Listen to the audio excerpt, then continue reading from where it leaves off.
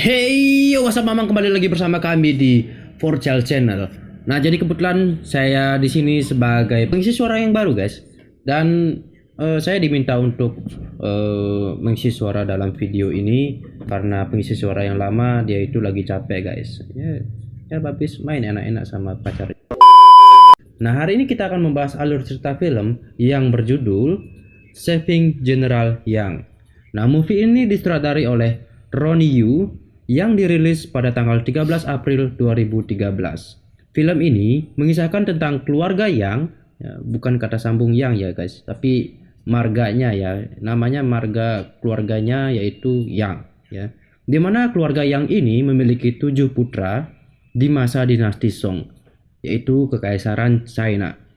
Nah, dimana ketujuh putranya tersebut akan berjuang untuk menyelamatkan kerajaannya dan sekaligus ayahnya yang tercinta dalam perang melawan musuh dari kekaisaran tersebut, guys. Nah, penasaran akan alur ceritanya? Terus tonton video ini sampai habis. Scene diawali dengan diperlihatkanlah dua orang kakak adik di mana mereka sedang dihukum karena melanggar aturan keluarga dan mengabaikan perintah ayahnya. Nah, hal ini terjadi ketika kaisar telah mengumumkan pertandingan untuk memenangkan putri Chai yang cantik. Cantik kan guys? Ya iyalah cuk. Mantan gue waktu kuliah di Australia. Ternyata guys, Yan Zhao dan putri Chai saling mencintai. Yang Zhao pun meminta izin kepada ayahnya untuk ikut pertandingan itu. Namun, ayahnya tidak mengizinkan karena putra dari keluarga Pan tertarik dengan putri Chai. Nah, sehingga ayahnya pun tidak mau hubungan antara dua keluarga ini semakin memburuk. Nah, namun ketika pertandingan dimulai, Yang Yangxi, di mana adiknya tadi ya, Yang Zhao itu malah ikut bertarung guys atas nama kakaknya. Nah, dia itu bertarung karena tahu Pan Bao ini melakukan kecurangan. Sehingga di akhir pertandingan, Pan Bao ini terpleset dan mati konyol guys. Kisah pun berlanjut ke sang Baginda, di mana saudari Pan Bao meminta keadilan kepada Baginda. Namun, suasana jadi berubah ketika prajurit melapor kalau menara penjaga di utara memberi isyarat bahwa para Khitan sedang menyerang.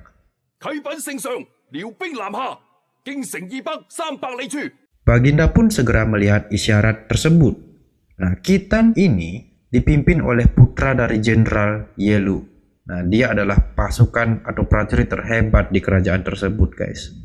Nah, kemudian Baginda menyuruh Yang Yi pergi berperang dan membawa 60.000 orang terbaiknya. Namun, Tuan Pan mengajukan permohonan agar ia menjadi jenderal dan memimpin para tentara kerajaan. Nah, dan akhirnya Baginda pun menyetujui pendapat dari Tuan Pan dan menyuruh Yang Yi untuk membantu Tuan Pan. Cerita pun berlanjut di malam hari, guys. Nah, di mana sang istri dari Yang Yi ya, terlihat sangat khawatir dengan suaminya. Nah, lalu Yang Yi pun mengatakan, nah, sontak setelah mendengar hal tersebut, istrinya ternyata tidak khawatir dengan kemampuannya. Justru dia malah khawatir dengan situasinya yang rumit di mana Tuan Pan Bao yang memimpin pasukannya. Nah, keesokan harinya, Yang Yi siap untuk berperang. Yang Yi pun dipakaikan seragam perang oleh kedua anaknya. Cerita pun berlanjut ke medan perang. Di sana, Tuan Yang Yi sudah melancarkan serangannya. Kemudian Khitan memanggil seluruh pasukannya lagi untuk berperang.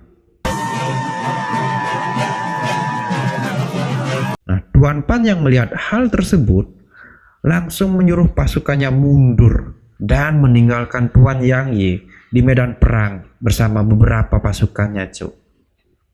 Cemana nih orang? Pengecut amat, cuk. Atau headshot pakai AWM. Bisa ya? Dan pada akhirnya Tuan Yang Yi terkena anak panah beracun sehingga dia terjatuh dari kudanya. Prajuritnya kemudian segera membantu Tuan Yang Yi. Entah apa yang terjadi, pasukan Khitan memutuskan untuk mundur dan Tuan Yang Yi menyuruh pasukannya untuk pergi ke Gunung Serigala. Nah, ternyata tentara Khitan mundur supaya pasukan kerajaan tersebut bisa melapor ke kerajaan pusat. Ya, kata si Bagong ini, kasih napas dulu lah boy, kasihan dia cu. Di kerajaan Yang, istri Tuan Yang Yi pergi menemui guru Giugu. Dia ke sana untuk menanyakan apakah keluarganya mendapatkan kemalangan atau keberuntungan. Dan gurunya pun menjawab, 打仗係禍患嘅根源。 lalu istri Tuan Yang bertanya. Namun guru Giugu malah cuek dan pergi meninggalkan mereka berdua. Lalu istri Tuan Yang pun akhirnya memutuskan untuk pergi. Baru turun 3 langkah, dia udah di stop sama bocil. Nah, si anak kecil ini, dia itu memberikan surat yang dititipkan oleh sang guru. Kemudian keesokan harinya, istri Tuan Yang pergi untuk menemui ketujuh putranya dan memanggil putra pertamanya yaitu Yan Ping untuk berbicara empat mata dengannya. Ternyata ngomongin surat yang kemarin dia dapat dari gurunya.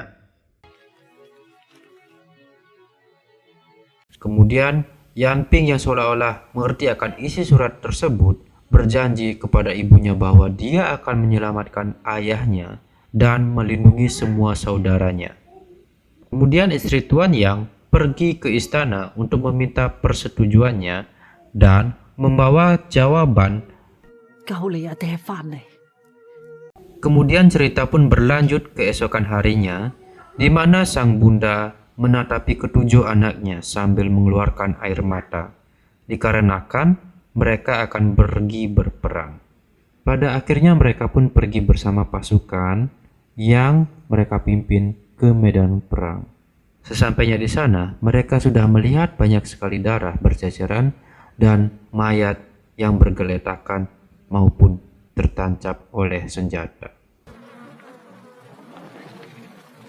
Mereka pun melanjutkan perjalanannya dan pada akhirnya mereka terkepung oleh banyak pasukan musuh.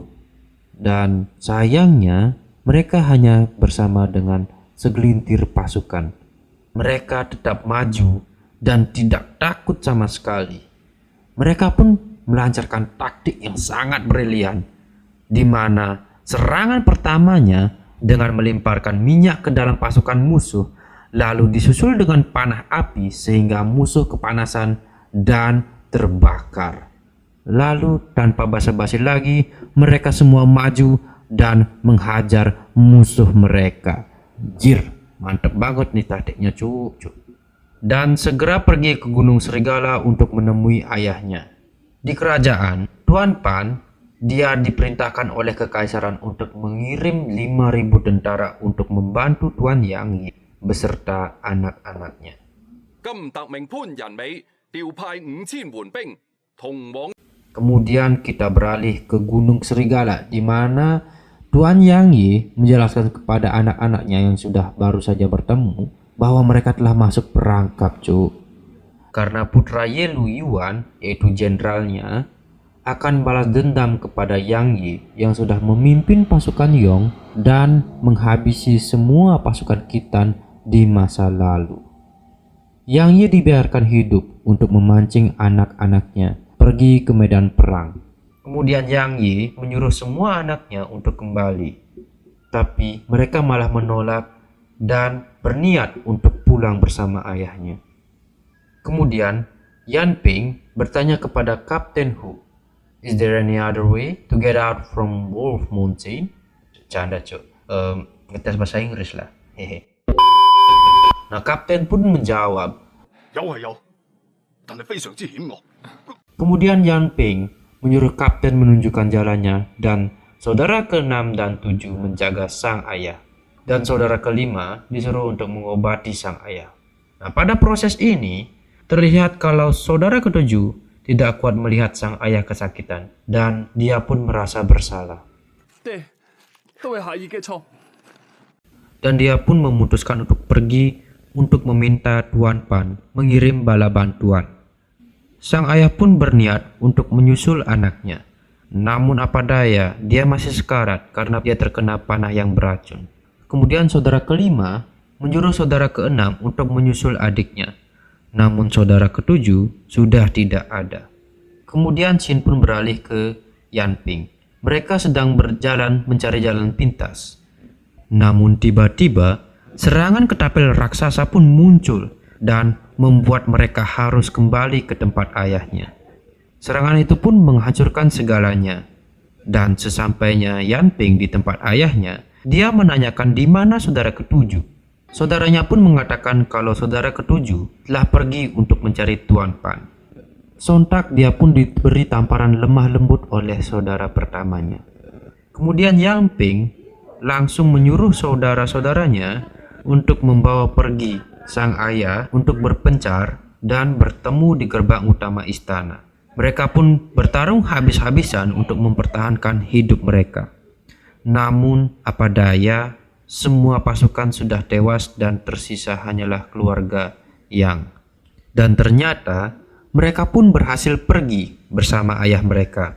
Kemudian Yelu pun pergi melihat-lihat dan dia mendapat ejekan oleh pengawasnya, sehingga Yelu pun merasa kesal lalu memodarkan pengawasnya tersebut. Anjir, sadis banget dah cuk. Kemudian Yelu mengumpulkan 100 pasukan berkuda terbaiknya dan akan mengejar para keluarga Yang sampai mereka mati. Sementara itu, keluarga Yang masih tetap melakukan perjalanannya. Sampai pada akhirnya, ayahnya pun jatuh dari kuda. Melihat kondisi ayahnya yang lagi sekarat, mereka pun memutuskan untuk beristirahat di kuil Su Wu. Di sana mereka memberikan sebuah minuman, namun ayahnya malah memuntahkannya. Kemudian saudara keenam meminta maaf atas kesalahannya yang tidak bisa mencegah adiknya. Ayahnya pun memberikan sedikit nasihat kepadanya sambil menahan rasa sakit. Dan ayahnya juga mengizinkannya untuk menikah dengan kekasihnya itu. Kemudian mereka pun beristirahat sambil mengobati luka. Dan ayahnya pun merasa sedih melihat keadaan anak-anaknya yang terluka parah. Kemudian kita beralih ke saudara ketujuh, di mana dia sudah sampai di hadapan Tuan Pan. Nah, di sana dia pun meminta bantuan untuk menolong ayahnya. Namun Tuan Pan malah menuduhnya kalau dia adalah pasukan Khitan. Kemudian pasukan Tuan Pan menembakkan panahnya ke arah saudara ketujuh dan dia pun tewas di tempat. Nah, Shin pun beralih ke Yang Yi. Kita bisa melihat kalau keadaannya sangat buruk. Lalu datanglah arwah dari anak ketujuhnya sambil memanggil namanya. Sehingga dia pun terbangun, namun dia tidak bisa melihat siapa-siapa kecuali anaknya yang keenam. Kemudian dia pun berjalan ke depan sampai akhirnya dia mendengar suara guru Su. Yang Yi pun menanyakan anak ketujuhnya yaitu Yang Yanxi.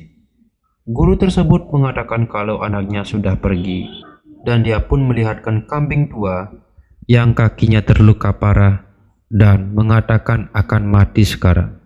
Nah, jadi di sini bisa disimpulkan kalau kambing itu ibaratkan Yang Yi. Ya sedih juga ya cuy ya. Kemudian Yang Yi pun menanyakan, guru pun menjawab, jika kambing tua tetap hidup, kambing muda takkan bisa berkembang. Dan guru pun menghilang dari sana.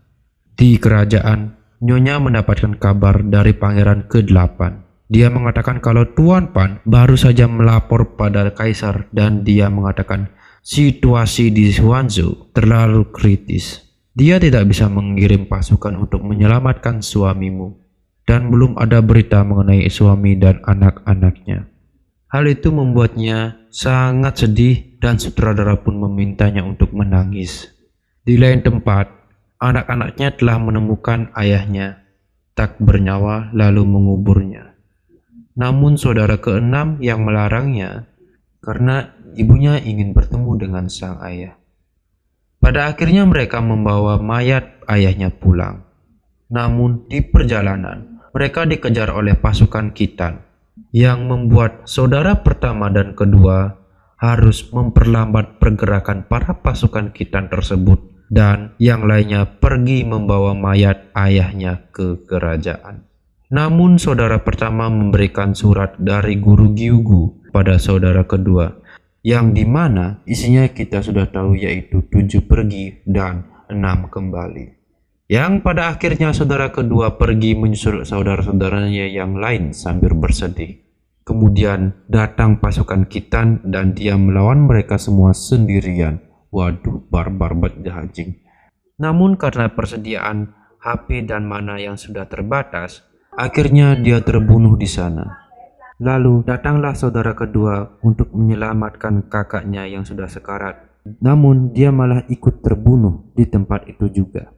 Para putra yang masih bertahan, mereka mempersiapkan jebakan untuk para pasukan Khitan dengan cara menyirami minyak dan membakarnya. Dan rencana itu pun cukup berhasil memperlambat pergerakan mereka. Dan di sana sudah ada saudara keempat dan kelima yang akan melawan.